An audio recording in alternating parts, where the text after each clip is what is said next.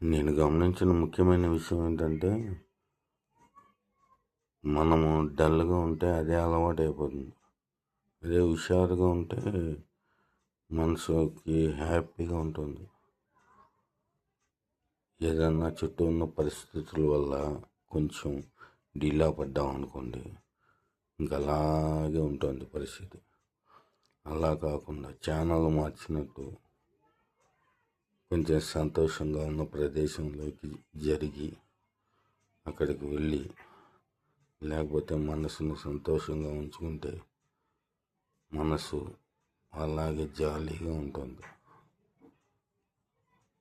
ఆ డీలా పడినప్పుడేమో మనసు దూర్దల్లగా ఉంటుంది, శరీరం కూడా నీరసపడిపోతుంది.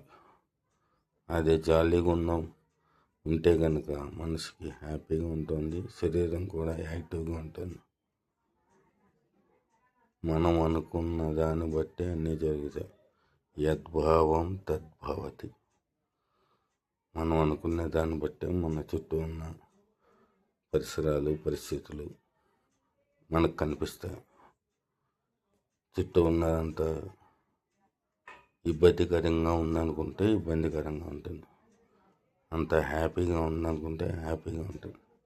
మనం అనుకునే దాన్ని బట్టి ఉంటుంది. జేబులో 1,00,000 రూపాయలు ఉన్నా సరే మనసు కనుక బాధతో నిండి ఉంటే లాభం లేదు. జేబులో 10 రూపాయలు ఉన్నా సరే మనసు హ్యాపీగా ఉంటే అంత సుఖంగా ఉన్నట్టు ఉంటుంది. ఈ ఫ్యాక్ట్ ఒకసారి ట్రై చేయండి. హ్యాపీగా ఉంటే హ్యాపీగా ఉంటుంది. డల్గా ఉన్నారనుకుంటే డల్గా అయిపోతుంది మనసు. అది మీ చేతిలో ఉంది. బాయ్.